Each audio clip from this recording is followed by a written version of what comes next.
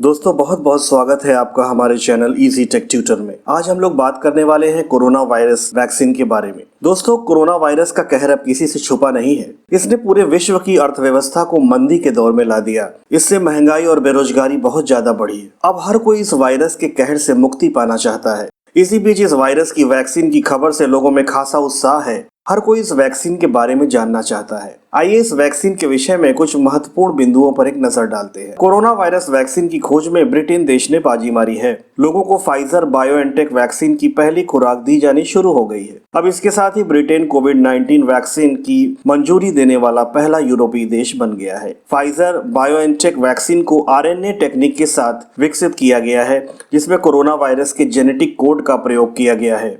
यह टीका बाह में लगाया जाएगा। टीके की 2 खुराकें दी जाएंगी।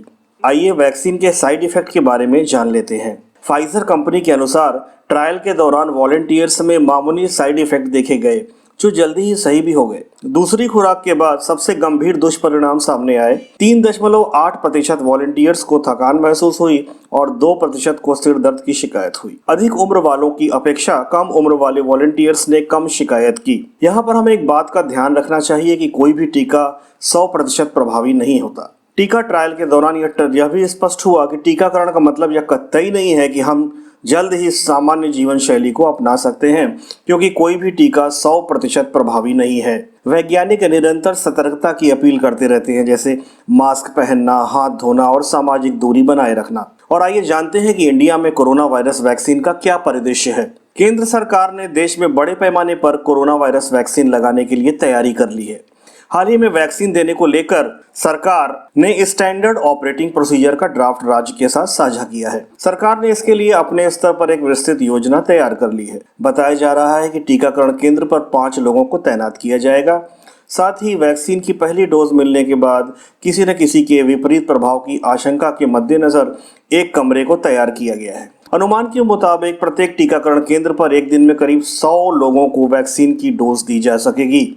वैक्सीन शुरू होने के कुछ समय के बाद इसमें तेजी लाने के लिए सरकार कम्युनिटी हॉल और टेंट लगाने की व्यवस्था भी करेगी।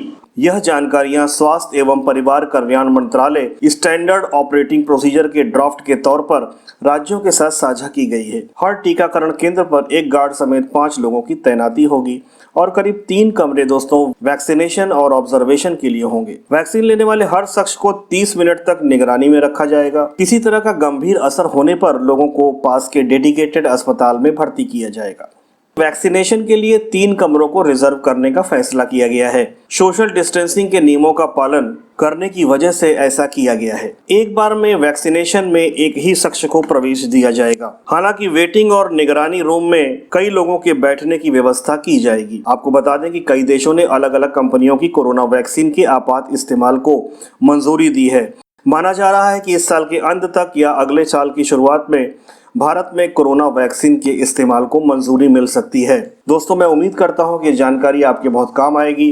बहुत बहुत धन्यवाद हमारे साथ जुड़ने के लिए। हमारे YouTube channel Easy Tech Tutor के वीडियो सबसे पहले पाइए। वीडियोस के नीचे दिए गए लाइक, सब्सक्राइब और फिर बेल के बटन को दबाइए।